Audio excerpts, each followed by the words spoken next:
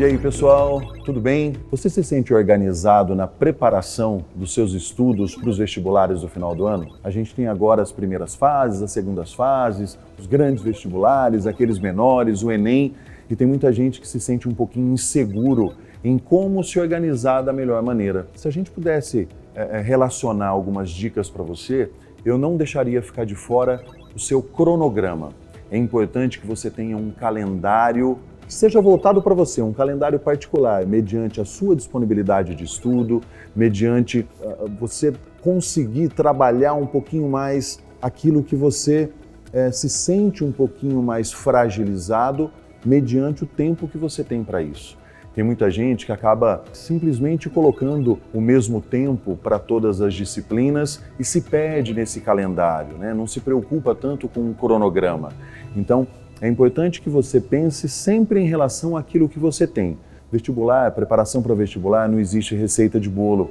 O que a gente tem que fazer é tentar adequar aquilo que funciona da melhor maneira para a gente. Porém, você tem que seguir algumas regras, você tem que ter algumas adequações para que então você consiga ter o melhor rendimento possível. E estar atento ao calendário é tudo, ao seu calendário. Estamos falando da sua organização, da sua programação. Então, se atente sempre ao conteúdo que você ainda tem para ver. A revisão ela é imprescindível e ela deve acontecer com algumas semanas de antecedência para que você consiga reparar possíveis lacunas no seu aprendizado. Se é um determinado assunto que cai muito, é importante que você, nesse assunto, você volte e recobre algumas informações que você possa ter esquecido. Então fazer essa revisão muito em cima da hora pode não ser tão proveitoso assim. Então não se esqueça, o cronograma é imprescindível para que você consiga ter um bom resultado. Além disso, algo que muita gente releva é a leitura dos editais. Cada faculdade monta um edital citando ali todas as informações necessárias e que você deve priorizar caso você tenha esse determinado vestibular como seu objetivo.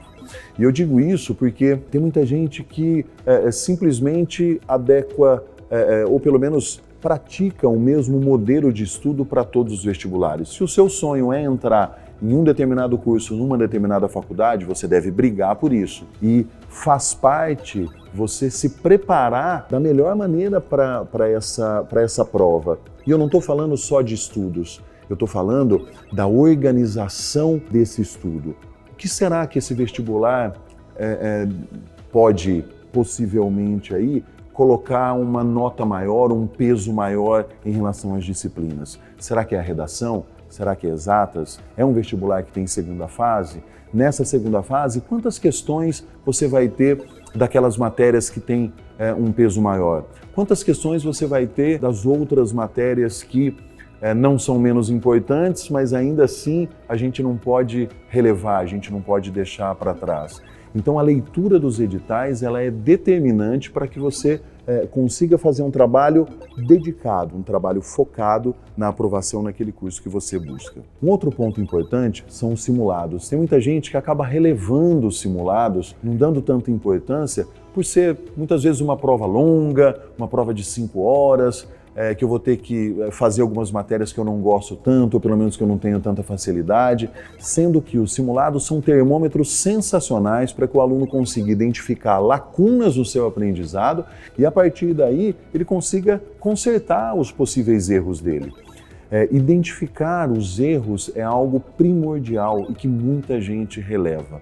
Mais importante do que você fazer simulados é você corrigir os seus simulados.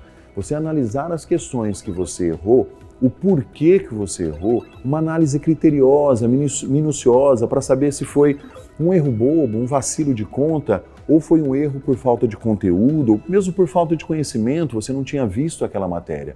É importante que você tenha em mente que o simulado ele deve ser feito constantemente. Quando eu falo constantemente, eu ouso dizer uma periodicidade semanal. Você fazer uma prova de 90 questões por semana vai permitir com que você faça uma avaliação constante daquele seu aprendizado e possa, se você tiver um pouquinho de cuidado, ir anotando os seus resultados e onde você precisa melhorar, você consegue ver a sua melhoria, a sua subida de degrau por degrau para que você consiga atingir a pontuação que você precisa. Os grandes vestibulares hoje em dia têm notas de corte para que você vá para a segunda fase e com base nessa nota de corte você pode ver o quanto você está fazendo nos simulados e o quanto você precisa fazer e a partir daí traçar um objetivo ou pelo menos uma estratégia viável para você conseguir atingir esse objetivo. Então você está a 10, 15 pontos daquilo que você precisa? Muito bem, de onde você vai tirar esses 10, 15 pontos? Será que é do português? Será que é da matemática? Será que é da biologia? Qual é a matéria que te permite fazer isso? Então, são tantas as análises possíveis de serem feitas a partir de um simulado que muitas vezes os alunos acabam achando que um simulado é só mais uma prova, mas ela pode ser, na verdade, é um fator determinante fazendo com que os alunos consigam ter uma performance, uma desenvoltura bem melhor quando praticam e tornam o simulado uma ferramenta importante e constante no seu preparo para as grandes provas. Uma outra informação importante também que a gente encontra em muitos alunos é o ligar o piloto automático. A gente sabe que muitos alunos acabam fazendo exatamente aquilo que fizeram em anos anteriores e aí a gente acaba não tendo uma melhora significativa. Sempre quando a gente evidencia a necessidade de uma melhora, isso porque eu precisava fazer X pontos e fiz X menos 10, X menos 5, X menos 2, eu não posso simplesmente fazer aquilo que eu fiz no ano anterior ou no semestre anterior, porque a chance de eu ter o mesmo resultado é muito grande. Eu preciso, então, criar alternativas para que eu consiga promover uma melhoria. E isso é aquilo que a gente chama de não ligar o piloto automático. Então, o que você tem feito para conseguir esse resultado nos seus simulados ou nos seus vestibulares? O que pode ser feito de diferente? Será que vale a pena você incrementar horas a mais ou apenas você atuar na parte qualitativa? Lembre-se que o estudar ele remete a inúmeras considerações, principalmente quando a gente fala da priorização mesmo, a necessidade de você estudar algumas matérias de uma maneira diferente que outras matérias. Isso não necessariamente a gente está falando em tempo de estudo, mas em como você estuda, nos exercícios que você faz. Será que você precisa fazer exercícios mais fáceis para depois gradualmente ir crescendo nos seus resultados? Ou será que já está na hora de você fazer exercícios mais desafiadores para conseguir ter um resultado legal? Então, não ligar o piloto automático é algo determinante para que você consiga sempre ter resultados melhores, não vai esquecer disso. E o último ponto que a gente não pode deixar de levar em consideração é o descanso. Tem muita gente que simplesmente dorme pouco, começa a estudar e acaba não parando na hora que deveria, eu vou estudar mais um pouquinho, e o rendimento no decorrer do tempo, ao passar das semanas, dos meses, dos bimestres, esse rendimento vai diminuindo. Por quê? Porque o nosso cérebro vai cansando. Então, quando a gente fala de descanso, eu estou falando não só das horas de sono, mas como um todo. Como que você tem se organizado no decorrer desses meses de preparo?